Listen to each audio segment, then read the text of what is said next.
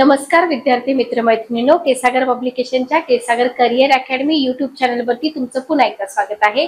TET 2025 साठी आपण इथं प्रिपरेशन करत आहोत। केसागर पब्लिकेशन तर्फे लेक्चर सिरीज तुमच्यासाठी पूर्णपणे मोफत आहे आणि टीईटी पेपर 1 पेपर 2 मध्ये जो गेम चेंजर असा आपला विषय ठरतो तो म्हणजे मानसशास्त्र। तर मानसशास्त्र या विषयाचे एमसीक्यू क्वेश्चन सॉल्व्ह करणं खूप जास्त गरजेचं आहे। लक्षात घ्या, विषय समजून घेण्याशी रिलेटेड आहे। सो आपण इथं केसागर पब्लिकेशनच्या अतिशय दर्जेदार अशा पुस्तकामधून काही मॉडेल क्वेश्चन्स इथं घेत आहोत। बाकी क्वेश्चन भरपूर तुम्हाला पुस्तकामध्ये मिळतात, तर पुस्तकं परचेस करण्यासाठी तुम्ही आपल्या ऑफिशियल वेबसाईटला भेट द्या। इथं गेल्यानंतर तुम्ही एज्युकेशन टीईटी टेट मध्ये जावा। इथं तुम्हाला आपल्या टीईटी परीक्षेसाठी सगळी पुस्तकं मिळतील। बाल मानसशास्त्र, अध्यापन शास्त्र असेल किंवा मराठी व्याकरण असेल, टीसीएस पीवायक्यू, घटकनिहाय विश्लेषण स्पष्टीकरणे असतील, बुद्धिमत्ता चाचणी असेल, अत्यावश्यक अंकगणित आहे, जनरल नॉलेज आहे। ओके, तर परिपूर्ण अशी पुस्तकं इथं तुम्हाला टीईटीची मिळून जात आहे। सोबतच सगळ्यात जास्त महत्त्वाचं म्हणजे आपलं जे टीईटीचे प्रीवियस इयरचे क्वेश्चन पेपर आहेत, तर TET previous year question paper साठी तुम्हाला इथं पेपर 1 आणि पेपर 2 हे पुस्तक मिळत आहे। याच्यामध्ये तुम्हाला पेपर 1 आणि पेपर 2 चे सगळे क्वेश्चन पेपर आतापर्यंत जेवढे झालेले आहेत विथ एक्सप्लेनेशन तुम्हाला इथं मिळत आहे। तर ही सगळी पुस्तकं तुम्ही आपल्या ऑफिशियल वेबसाईट वरून परचेस करू शकता। तर आता जिथून आपण क्वेश्चन घेत आहोत ते अन्नदाते सरांचं पुस्तक पण तुम्हाला ऑफिशियल वेबसाईट वरती मिळून जाईल। या पुस्तकामधून आपण क्वेश्चन घेत आहोत। प्रत्येक टॉपिक वरचे क्वेश्चन तुम्हाला इथं मिळतात, जिथून तुम्ही मानसशास्त्राला आउट ऑफ मार्क्स घेऊ शकता। तर पार्ट फर्स्ट आपल्याला इथं मिळालेला आहे, पार्ट सेकंड आज आपण इथं बघणार आहोत। ठीक आहे, ओके। तुम्ही पण इथं जरी आपले सेशन रेकॉर्डेड असले तरी तुम्ही इथं तुम्हाला किती मार्क्स पडतायत ते तुम्ही इथं चेक करू शकता। ठीक आहे, ओके। चला तर कंटिन्यू करूया आपण पुढचे क्वेश्चन। मला वाटते 27 क्वेश्चन आपण पाठीमागच्या पार्ट मध्ये घेतले होते। ओके, चला नेक्स्ट क्वेश्चन बघा। नेक्स्ट क्वेश्चन आहे, बालकाला पुरस्कार देणे। बघा, बालकाला पुरस्कार देणे ही कोणत्या स्वरूपाची प्रेरणा आहे? क्वेश्चन तुम्हाला विचारलाय की बालकाला पुरस्कार देणं ही कोणत्या स्वरूपाची प्रेरणा आहे। ठीक आहे, ओके। पहिला ऑप्शन आहे तुम्हाला इथं दिलेला की ही आंतरिक प्रेरणा आहे। ओके, दुसरा ऑप्शन आहे इथं तुम्हाला दिलेला की ही जन्मजात प्रेरणा आहे, तिसरा ऑप्शन आहे बाह्य प्रेरणा आहे आणि चौथा ऑप्शन आहे की ही लवचिक प्रेरणा आहे। काय येईल उत्तर बघा। चला वेळ देते मी तुम्हाला की कोणत्या प्रकारची प्रेरणा आहे हे तुम्हाला इथं विचारलेलं आहे। ठीक आहे, आंतरिक प्रेरणा, जन्मजात प्रेरणा, बाह्य प्रेरणा आणि लवचिक प्रेरणा।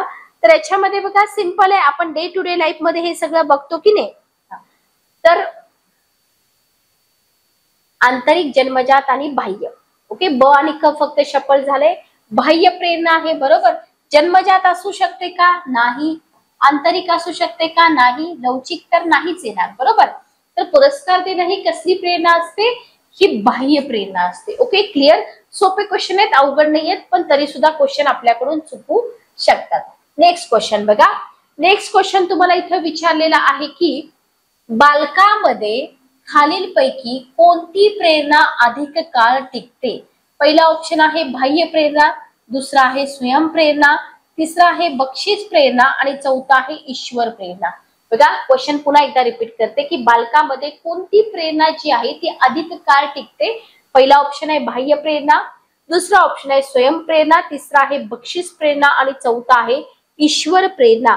कन्फ्युज होऊ शकतो आपण, पण व्यवस्थित विचार करून इथं आपल्याला उत्तर द्यायचे आहे। ठीक आहे, ओके। बघा, बाह्य प्रेरणा असणं इम्पॉर्टंट आहे, लक्षात घ्या। पण सेल्फ मोटिवेशन जे आपण म्हणतो की नाही, स्वयं प्रेरणा, ठीक आहे, स्वयं प्रेरित असलं पाहिजे, तर मग इथं कुठलीही गोष्ट होऊ शकते। फॉर एक्झाम्पल बघा, एखादी स्पर्धा आहे, वक्तृत्व स्पर्धा आहे, बरोबर। त्या वक्तृत्व स्पर्धेसाठी पॅरेंट्स असतील, टीचर असतील, एका बालकाला फोर्स करत असतील। ओके, पण त्या बालकाला जर स्वतःलाच वाटत नसेल की बाबा मी या स्पर्धेत भाग घ्यावा, मला बक्षीस मिळावं, तर तो करू शकेल का? नाही। लक्षात घ्या, म्हणून ही जी स्वयं प्रेरणा आहे ना, ही स्वयं प्रेरणा इथं खूप जास्त गरजेची असलेला आपल्याला दिसून येते। Okay, clear. नेक्स्ट क्वेश्चन बघा। नेक्स्ट क्वेश्चन आहे, बालकाच्या बौद्धिक विकासावर सर्वाधिक प्रभाव कोणत्या वातावरणाचा पडतो? क्वेश्चन बघा, बालकाचा जो बौद्धिक विकास असतो त्या बौद्धिक विकासावर सर्वाधिक प्रभाव जो आहे ना तो कोणत्या वातावरणाचा पडतो? पहिला ऑप्शन आहे कुटुंब, दुसरा आहे शेजारी, तिसरा आहे शाळा, चौथा आहे मित्र परिवार. ओके, कसला विकास म्हटलंय? बौद्धिक विकास म्हटलंय. ठीक आहे, बौद्धिक विकास, सामाजिक विकास, मानसिक विकास काय विचारले ते तुम्ही लक्षात घेतलं पाहिजे. तर 31 नंबरचा क्वेश्चन उत्तर काय येईल बघा. बघा, शेजारी नाही येणार, मित्र परिवार नाही येणार, शाळा आणि कुटुंब याच्यामध्ये तुम्ही कन्फ्युज होऊ शकता कारण शाळेत शिकवलं जातं, पण कुटुंबाचा सर्वाधिक प्रभाव असतो. लक्षात आलं? कशाचा प्रभाव असतो? कुटुंबाचा बालकाच्या बौद्धिक विकासावर सर्वाधिक प्रभाव इथं राहिलेला आपल्याला दिसून येतो. Okay, clear. नेक्स्ट क्वेश्चन आपण घेऊया. नेक्स्ट क्वेश्चन बघा, 32 नंबरचा क्वेश्चन आहे, शाळेमध्ये बालकाचे मूल्यमापन करण्याचा सिद्धांत खालीलपैकी कोणत्या तत्वावर आधारित आहे? क्वेश्चन मी पुन्हा एकदा रिपीट करते. शाळेमध्ये बालकाचं मूल्यमापन करण्याचा जो सिद्धांत आहे तो कोणत्या तत्वावर आधारित आहे? पहिला ऑप्शन आहे, शालेय मूल्यमापन सोपे आणि खर्चिक नसते. दुसरा ऑप्शन आहे, शाळा ही बाह्य संस्थेकडून परीक्षा घेण्यासाठी ती स्वतः घेऊ शकते. तिसरा ऑप्शन आहे, बाह्य परीक्षकाच्या तुलनेत शालेय शिक्षक विद्यार्थी क्षमताचं अचूक मापन करून मार्गदर्शन करू शकतो. आणि चौथा पर्याय आहे, प्रत्येक विद्यार्थ्याला प्रथम श्रेणी मिळणं आवश्यक आहे. उत्तर काय येईल बघा. तुम्हाला तत्व विचारलंय, बालकाचं जे मूल्यमापन केलं जातं ना तर ते करण्याचा सिद्धांत कोणत्या तत्वावर आधारित आहे अशा पद्धतीने तुम्हाला इथं क्वेश्चन विचारलेला आहे. काय येईल उत्तर बघा.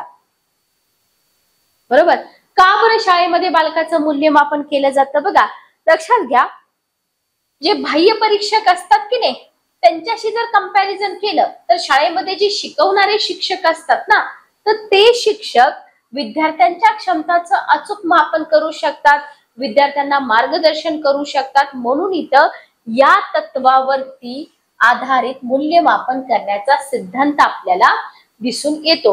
बघा, क्वेश्चन तुम्ही जितकं शांतपणे वाचाल ना तितकीच तिथं तुम्हाला उत्तर द्यायला सोपं होईल. ओके, क्वेश्चन फक्त तुम्ही शांतपणे वाचले पाहिजेत. लक्षात आलं? नेक्स्ट क्वेश्चन बघा. नेक्स्ट क्वेश्चन आहे, विद्यार्थ्यांमध्ये व्यक्तिभेद आढळून येतात त्यासाठी शिक्षकाने डॅश डॅश केलं पाहिजे किंवा डॅश डॅश वरती भर दिला पाहिजे. पहिला ऑप्शन आहे, अध्यापनाच्या एकसमान पद्धतीवर भर दिला पाहिजे. दुसरा ऑप्शन आहे, अध्ययनासंबंधीच्या विविध अनुभूती विद्यार्थ्यांना प्राप्त करून दिल्या पाहिजेत. तिसरा ऑप्शन आहे, कठोर शिस्तीने वर्ग नियंत्रणावर भर द्यावा. आणि चौथा ऑप्शन आहे, परीक्षा वेळोवेळी घ्याव्यात. तर जे विद्यार्थी असतात व्यक्तिभेद आढळतात. बरोबर, टॉपिक आहे, तुम्हाला हे टॉपिक केलं पाहिजे. व्यक्तिमत्व टॉपिक तुम्हाला करणं गरजेचं आहे. आता व्यक्तिभेदासाठी शिक्षकांनी काय केलं पाहिजे असा एक उपयोजनात्मक प्रश्न तुम्हाला इथं विचारलेला आहे. विचार करून कमेंट बॉक्स मध्ये उत्तर द्या. वेळही मी तुम्हाला इथं दिलेला आहे. ठीक आहे, ओके. बघा, व्यक्तिभेद आहे तर एक समान पद्धतीवर भर देऊन चालेल का? नाही चालणार. बरोबर, कठोर शिस्तीनं चालेल का? नाही चालणार. विद्यार्थी इंटरेस्टेड राहणार नाहीत. परीक्षेचा काही मुद्दाच नाही. इथं बघा, अध्ययनासंबंधीच्या विविध ज्या अनुभूती आहेत ना त्या विद्यार्थ्यांना प्राप्त करून दिल्या पाहिजे. ओके, तर हा व्यक्तिभेदाचा प्रॉब्लेम इथं सॉल्व्ह होऊ शकतो. हा जो मार्ग आहे हा मार्ग इथं शिक्षकांनी वापरणं गरजेचं आहे. नेक्स्ट क्वेश्चन बघा. क्वेश्चन आहे पुढचा 34 नंबरचा. खूप चांगले क्वेश्चन आहेत बघा. तुम्ही कॉन्सेप्च्युअल क्लिअरिटी तुमची किती आहे, थेरी तुम्ही किती चांगल्या पद्धतीने केलेत याच्यावरती आधारित हे क्वेश्चन आहेत. शाळेमधील एक शिक्षक विद्यार्थ्याच्या शिकण्याच्या विविध अध्ययन शैलीला अनुसरून वर्गात वैविध्यपूर्ण अनुभवावर भर देत आहे. संबंधित शिक्षकावर खालीलपैकी कोणत्या सिद्धांताचा प्रभाव आहे? पुन्हा एकदा मी क्वेश्चन रिपीट करते. शाळेमधील एक शिक्षक जे आहेत ना ते विद्यार्थ्याच्या शिकवण्याच्या विविध अध्ययन शैलीला अनुसरून काय करतायत? विविध वैविध्यपूर्ण अनुभवावरती भर देत आहेत. ठीक आहे, तर कोणत्या सिद्धांताचा प्रभाव आहे असं विचारले. पहिला ऑप्शन आहे पियाजेची बोधात्मक विकास उपपत्ती. दुसरा ऑप्शन आहे कोलबर्गची नैतिक विकास उपपत्ती, तिसरा ऑप्शन आहे बुद्धिमत्ता उपपत्ती, चौथा ऑप्शन आहे व्यापोटीचा सामाजिक सांस्कृतिक सिद्धांत. काय येईल उत्तर बघा, व्यापोटीचा सामाजिक सांस्कृतिक सिद्धांत. 34 नंबरचा क्वेश्चन, 34 नंबरचा क्वेश्चन, उत्तर काय येईल बघा.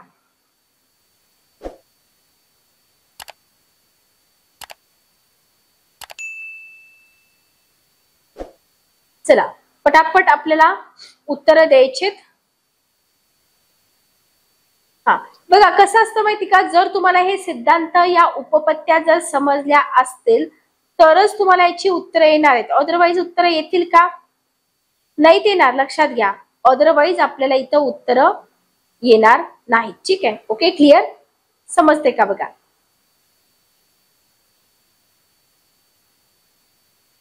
बर, हा क्वेश्चन तुमच्यासाठी, तुम्ही विचार करून या क्वेश्चनचा आन्सर मला इथं द्या, तुम्हाला वेळ देते मी.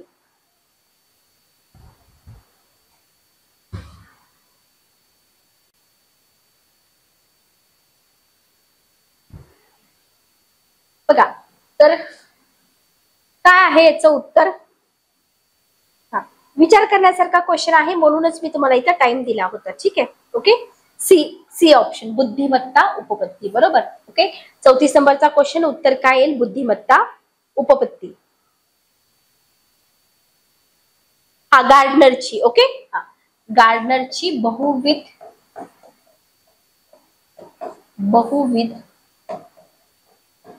बुद्धिमत्ता उपपत्ती. ओके, क्लिअर, उत्तर काय आलं, चौथा ऑप्शन, सॉरी तिसरा ऑप्शन. ठीक आहे, नेक्स्ट बघा, नेक्स्ट क्वेश्चन आपण घेऊया. पुढचा क्वेश्चन बघा, 35 नंबरचा क्वेश्चन तुमच्या समोर आहे. क्वेश्चन विचारलाय तुम्हाला,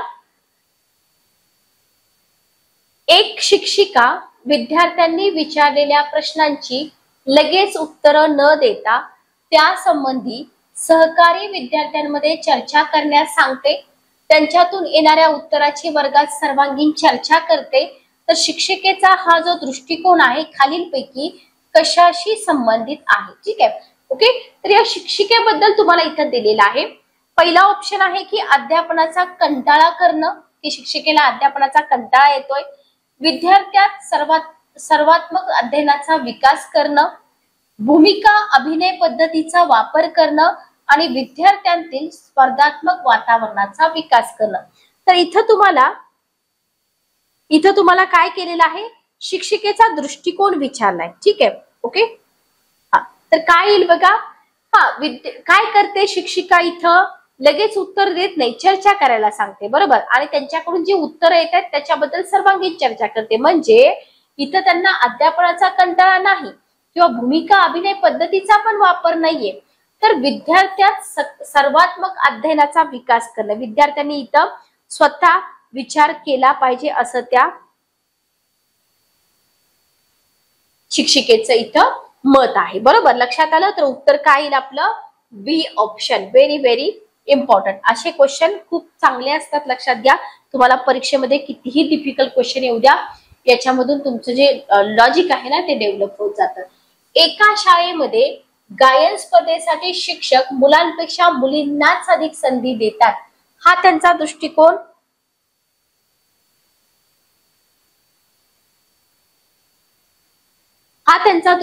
काय दर्शवतो. स्त्रीमधली प्रगती दर्शवतो का, नाही. लैंगिक पूर्वग्रह दर्शवतो का, बघा, विज्ञानवादी तर नाहीच नाही, वैश्विक तत्वज्ञान नाही, लैंगिक पूर्वग्रह. ठीक आहे, ओके, की मुलींपेक्षा मुलांना जास्त इम्पॉर्टन्स देणं. लक्षात आलं, क्लिअर. काय दर्शवतो ते तुम्ही इथे लक्षात ठेवलं पाहिजे, समजलं का बघा. ओके, चला नेक्स्ट क्वेश्चन बघा. नेक्स्ट क्वेश्चन आपल्याला इथं दिलेला आहे,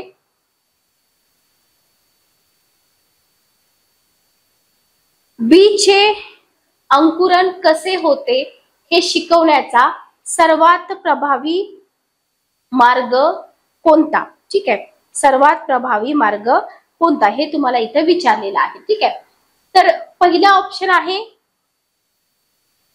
बीची संकल्पनात्मक व्याख्या सांगणं. ओके, शाळेच्या परिसरात बी पेरून त्यांचं अंकुरण होण्याचं विविध टप्पे विद्यार्थ्यांना प्रत्यक्ष दाखवणं, बीचे चित्र फलकावर काढणं आणि बी चे अंकुरणाचे चित्र विद्यार्थ्यांना दाखवणं. बघा आता इथं जर आपण बघितलं ना, सगळेच मार्ग इथे चांगलेच आहेत बरोबर, पण सर्वात प्रभावी जर तुम्ही म्हटलं ना तर हा जो बी ऑप्शन आहे की नाही, शाळेच्या परिसरामध्ये ऍक्च्युअल बी तिथं विद्यार्थ्यांना त्याच टप्प्यापासून बी रुजवणं, पुन्हा ते हळूहळू त्याचं रोप होणं, अंकुरणं वगैरे वगैरे ह्याच्या स्टेप आहेत ना, टप्पे जे आहेत ना, हे प्रत्यक्ष जेव्हा प्रत्यक्ष विद्यार्थी बघतील ना तेव्हा ते जे शिकवलेलं आहे ते अधिक चांगल्या पद्धतीने इथं समजून घेऊ शकतात. ठीक आहे, तर हा जो प्रभावी मार्ग आहे तो आपल्या 2 नंबरच्या ऑप्शन मध्ये दिलेला आहे. तुमच्या वर्गातील सामान्य बुद्धिमत्ता असलेला विद्यार्थी नापास झाला. ओके, तर शिक्षक म्हणून तुम्हाला काय वाटेल? ओके, सामान्य बुद्धिमत्ता असलेला एक विद्यार्थी नापास झालाय तर तुम्हाला काय वाटेल?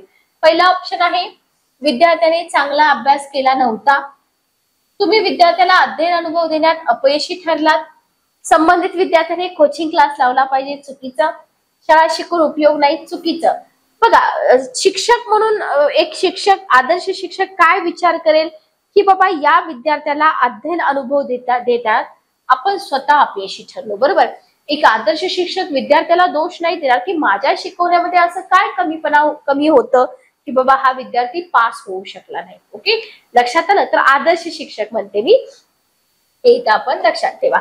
नेक्स्ट क्वेश्चन बघा, विद्यार्थ्यातील सुप्त क्षमतांच्या विकासासाठी खालीलपैकी कोणत्या शिक्षणाची सध्या गरज आहे? विद्यार्थ्यातील सुप्त क्षमतांच्या विकासासाठी खालीलपैकी कोणत्या शिक्षणाची गरज आहे?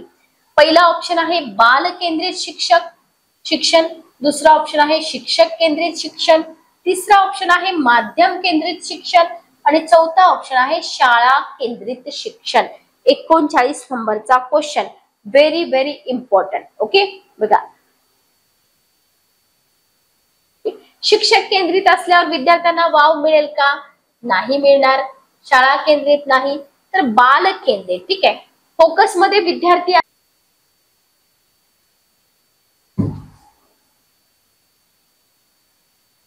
चला नेक्स्ट क्वेश्चन आपण घेऊया. नेक्स्ट क्वेश्चन बघा, नेक्स्ट क्वेश्चन आहे प्रगतिशील शिक्षणाचे वैशिष्ट्य खालीलपैकी कोणते आहे? क्वेश्चन तुम्हाला विचारलाय प्रगतिशील शिक्षणाचे वैशिष्ट्य खालीलपैकी कोणते? शालेय वेळापत्रक आणि बैठक व्यवस्थेबाबत लवचिकता, पाठ्यपुस्तकाशी संबंधित अध्यापन, ठराविक अंतराने घेतल्या जाणाऱ्या परीक्षा, परीक्षेत उत्तम मार्क मिळवण्यावर दिला जाणारा भर. प्रगतिशील शिक्षणाचं वैशिष्ट्य तुम्हाला इथं विचारलेलं आहे. ओके,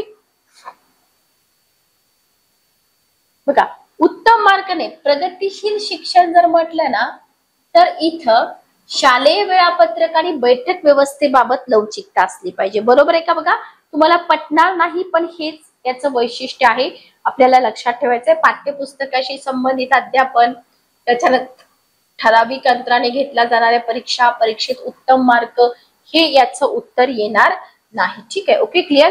नेक्स्ट बघा 41 नंबरचा क्वेश्चन, शिक्षकाने विद्यार्थ्यांना आपल्या वर्गातील सर्व विद्यार्थ्यांबरोबर आंतरक्रिया करण्यासाठी प्रोत्साहन केलं. कारण ठीक आहे, एक शिक्षक आहेत, त्यांनी आपल्या वर्गातील सगळ्या विद्यार्थ्यांना काय केलं?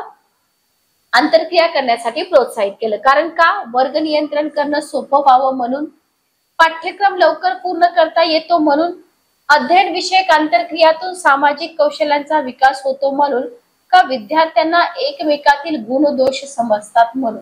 का असं केलं असेल इथं तुम्हाला विचारलेलं आहे. 41 नंबरचा क्वेश्चन बघा. बघा लक्षात घ्या, जेव्हा आंतरक्रिया करण्यासाठी प्रोत्साहन केलं जातं ना तर तिथं काय असतो मोठो की अध्ययन विषयक आंतरक्रियातून सामाजिक कौशल्य. आता हे सेंटेन्स तुम्ही लक्षात ठेवा की अध्ययन विषयक आंतरक्रियामधून सामाजिक कौशल्यांचा विकास होतो. Okay, very very important. Next question बघा, अध्ययन अध्यापन क्रियेत विद्यार्थ्यांकडे व्यक्तिगतरित्या लक्ष देणे आवश्यक आहे. कारण का? बघा अध्ययन अध्यापन क्रियेमध्ये विद्यार्थ्याकडे व्यक्तिगतरित्या लक्ष देणे आवश्यक आहे कारण प्रत्येक बालकाची अध्ययन करण्याची शैली वेगळी असल्याने त्याच्या मदती करता. दुसरा ऑप्शन आहे वर्गातील विद्यार्थ्यांच्या खोड्या कमी करण्यासाठी. तिसरा ऑप्शन आहे विद्यार्थ्यांचे व्यक्तिभेद जाणून त्यांना त्यानुसार विलग करण्यासाठी. आणि चौथा ऑप्शन आहे शिक्षकांच्या अध्यापनाचा तो अवश्य भाग असतो. क्वेश्चन खूप सोपा आहे, काहीही अवघड नाहीये क्वेश्चन मध्ये. व्यक्तिगतरित्या का लक्ष दिलं पाहिजे, कारण का बघा, खोड्या कमी करण्यासाठी नाही, ठीक आहे, व्यक्तिभेद जाणून त्यांना विलग करण्यासाठी पण नाही, भाग असतो असं पण नाही.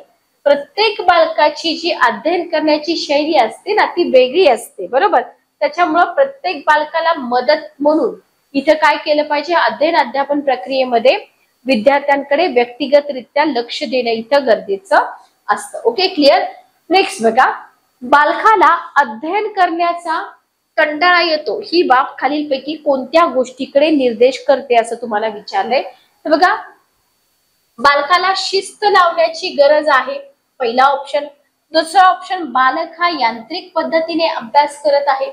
तिसरा ऑप्शन, बालकात फारशी बुद्धिमत्ता नाही. आणि चौथा ऑप्शन, बालकाची अध्ययन करण्याची क्षमता नाही. बघा, अध्ययन करण्यामध्ये कंटाळा येतो ही बाब तुम्हाला कोणत्या गोष्टीकडे निर्देश करते असं विचारलंय, ठीक आहे. ओके, बघा, तर बुद्धिमत्ता नसणं असं नाहीये की बाबा बुद्धिमत्ता नसलेलाच विद्यार्थी असं वागेल, बरोबर. त्याच्यामुळे थोडासा विचार आपण केला पाहिजे की बालक यांत्रिक पद्धतीने अभ्यास करत आहे, मे बी त्याच्यामुळे काय होत असेल, बालकाला अध्ययन करण्याचा इथं कंटाळा येत असेल असं आपल्याला इथं दिसून येते, ठीक आहे. Okay, clear. नेक्स्ट बघा, शिक्षणाच्या संदर्भामध्ये सामाजिकरण म्हणजे काय. क्वेश्चन काय आहे बघा, शिक्षणाच्या संदर्भात सामाजिकरण म्हणजे काय. पहिला ऑप्शन आहे सामाजिक प्रथांचं पालन करणं. दुसरा ऑप्शन आहे व्यक्तिगत सामाजिक नियम बनवणं. तिसरा ऑप्शन आहे समाजातील मोठ्या व्यक्तींचा आदर करणं. आणि चौथा ऑप्शन आहे सामाजिक नीती नियमांशी समायोजन साधणं. 45 नंबरचा क्वेश्चन काय येईल उत्तर बघा, उत्तर काय येईल.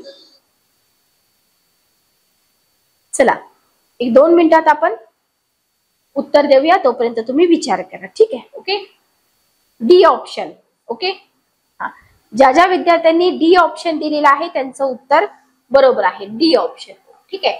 शिक्षणाच्या संदर्भामध्ये सामाजिकरण म्हणजे सामाजिक नीती नियमांशी समायोजन साधणं. उत्तर काय आहे, सामाजिक नीती नियमांशी समायोजन साधणं. सामाजिकरण म्हणजे नीती नियमांशी समाजीकरण साधणं. Okay, clear. चला, नेक्स्ट क्वेश्चन आपण बघूया. पुढचा प्रश्न बघा, पुढचा प्रश्न आहे खालीलपैकी विकासाचा सिद्धांत कोणता आहे. ओके, किंवा कोणता विकासाचा सिद्धांत आहे. पहिला ऑप्शन आहे सर्व व्यक्तींचा विकासाचा वेग समान नसतो, काही ठिकाणी असतो पण देतील.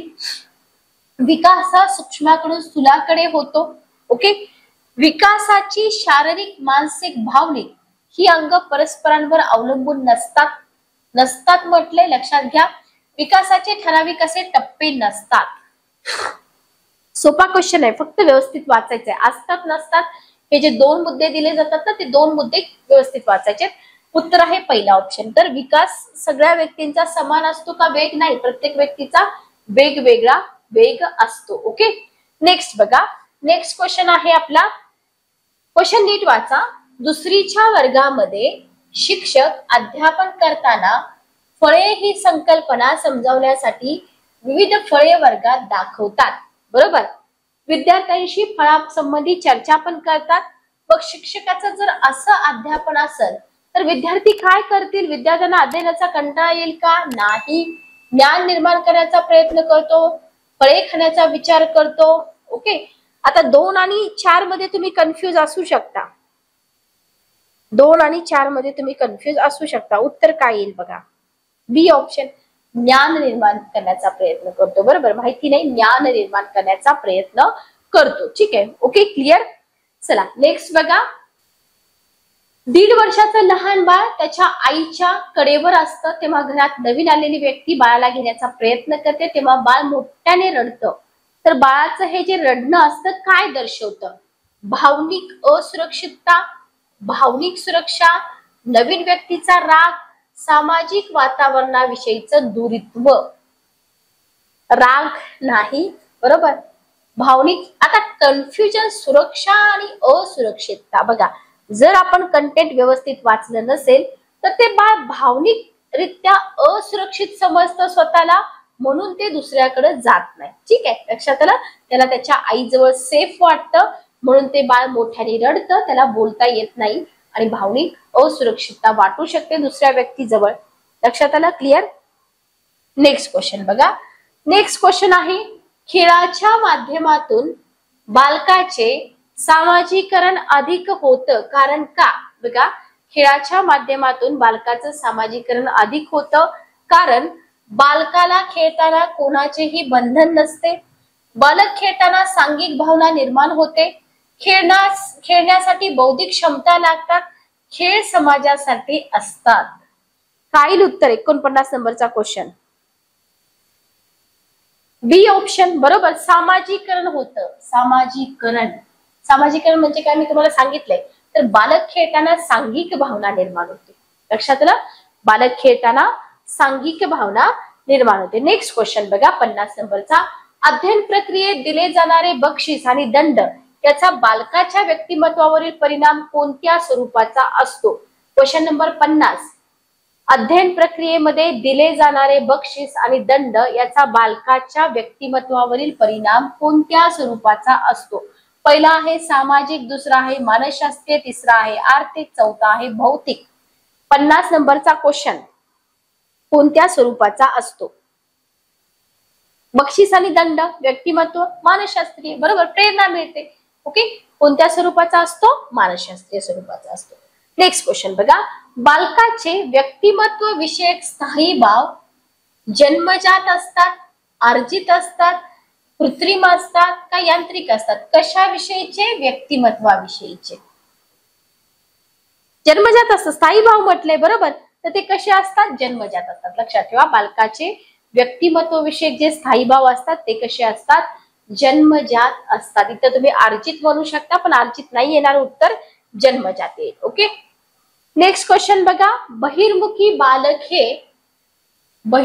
बालक हे इतरांशी संवाद साधण्यात पुढाकार घेतं, स्वतःशी संवाद साधण्यात आनंद मानतं, इतरांशी संवाद साधताना घाबरतं, इतरांचे लक्ष स्वतःकडे वेधण्याचा प्रयत्न करतं. 52 नंबरचा क्वेश्चन. बहिर्मुखी म्हटलंय बरोबर. अंतर्मुखी आणि बहिर्मुखी.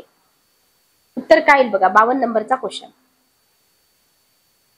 स्वतः इतरांशी संवाद साधण्यात, अंतर्मुखी असेल तर स्वतःशी, बहिर्मुखी म्हटलं तर इतरांशी. लक्षात आलं? क्लिअर? काय विचारलंय ते तुम्ही इथे व्यवस्थित थोडस चेक करा आणि मगच पुढे जावा. सामाजिक दृष्ट्या समायोजित नसणारं बालक चोरी करणे, मारामारी करणे यांसारख्या कृती करतं. बरोबर, अशा कृती करणाऱ्या बालकाला काय म्हणतात? सर्जनशील बनतील का? नाही. प्रज्ञावंत नाही. अध्ययन गतिमंद नाही. बाल गुन्हेगार. बरोबर, काय म्हटलं जातं? बाल गुन्हेगार असं म्हटलं जातं, जो सामाजिक दृष्ट्या समायोजित नाही. लक्षात आलं? तर बाल गुन्हेगार का बनतात? ते सामाजिक दृष्ट्या समायोजित नसतात म्हणून ते बाल गुन्हेगार इथं बनतात. लक्षात आलं? क्लिअर? नेक्स्ट क्वेश्चन बघा. प्रत्येक व्यक्ती ही एकमेव असते, ती इतरांपेक्षा व्यक्तिभेदांनी भिन्न असते. काय कारण असू शकतं याचं? वातावरणामधला फरक, अनुवंशिकतेतील फरक, शिक्षण पद्धतीतील फरक का अनुवंशिकता आणि वातावरणातील वेगळेपणा? 54 नंबरचा क्वेश्चन बघा. एकमेव असते, इतरांपेक्षा भिन्न असते. ठीक आहे.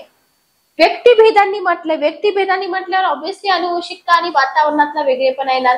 शिक्षण पद्धती येणार नाही फक्त, किंवा फक्त अनुवंशिकता पण येणार नाही, फक्त वातावरण पण येणार नाही, दोन्ही एकत्र येईल. ओके, नेक्स्ट बघा. अभियोग्यता म्हणजे काय? 55 नंबरचा क्वेश्चन. अभियोग्यता म्हणजे काय? पहिला ऑप्शन आहे एखादं कार्य करण्याची व्यक्तीची विशेष क्षमता म्हणजे अभियोग्यता. व्यक्तीची कार्य करताना समायोजनाची क्षमता म्हणजे अभियोग्यता. सातत्याने कौशल्यात सुधारणा करणे म्हणजे अभियोग्यता. आणि वरील सर्व. तर हा क्वेश्चन ना खूप जास्त इम्पॉर्टंट आहे, याला IMP करून ठेवा. ओके, तर बघा, अभियोग्यता म्हणजे काय? एखादं कार्य करण्याची व्यक्तीची विशेष क्षमता, व्यक्तीची कार्य करताना समायोजनाची क्षमता, सातत्याने कौशल्यात सुधारणा करण्याची क्षमता, म्हणजे उत्तर येईल वरील सर्व. Okay, clear? खूप चांगले क्वालिटी क्वेश्चन आहेत बघा. नेक्स्ट क्वेश्चन बघा. बालकातील व्यक्तिभेदाबाबत शिक्षकाची भूमिका खालीलपैकी कोणती असावी? पहिला ऑप्शन आहे विद्यार्थ्याची अभिरुची, अभियोग्यता, दृष्टिकोन जाणणे. दुसरा ऑप्शन आहे विद्यार्थी क्षमतानुरूप अध्यापन करणे. तिसरा ऑप्शन आहे विद्यार्थ्यांमधील सुप्त गुणांना वाव देणे. चौथा ऑप्शन आहे व्यक्तिभेदानुरूप वेगवेगळे वर्ग बनवणे. आणि पाचवा ऑप्शन आहे अभ्यासक्रम व्यक्तिभेदानुसार लवचिकतेने राबवणे. 56 नंबरचा क्वेश्चन आणि आजच्या सेशन मधला शेवटचा क्वेश्चन. उत्तर काय येईल बघा. बर, शिक्षकाची भूमिका कशी पाहिजे? दृष्टिकोन जाणला पाहिजे, बरोबर. क्षमतानुरूप अध्यापन केलं पाहिजे, सुप्त गुणांना वाव दिला पाहिजे, वेगळे वर्ग नाही बनवायचे, अभ्यासक्रम व्यक्तिभेदानुसार लवचिकतेने राबवणे. सोपा क्वेश्चन आहे, अवघड आहे का? नाही अवघड. Okay, clear. चला, तर टोटल आपण 56 क्वेश्चन घेतलेले आहेत. पुस्तकामध्ये थेरी प्लस प्रत्येक टॉपिक वरचे क्वेश्चन आहेत. लवकरात लवकर पुस्तक ऑर्डर करा. 5 ते 6 दिवसामध्ये पुस्तक तुम्हाला मिळून जातं. किंवा तुम्ही मेन सिटी मध्ये असाल तर बुक हाऊसला जाऊन पुस्तक परचेस करू शकता. नवीन विद्यार्थी चॅनलला सबस्क्राईब करा, बेल नोटिफिकेशन ऑन करा, म्हणजे लेक्चरच्या वेळोवेळी नोटिफिकेशन तुम्हाला मिळतील. भेटूया नेक्स्ट सेशन मध्ये. Good day, take care.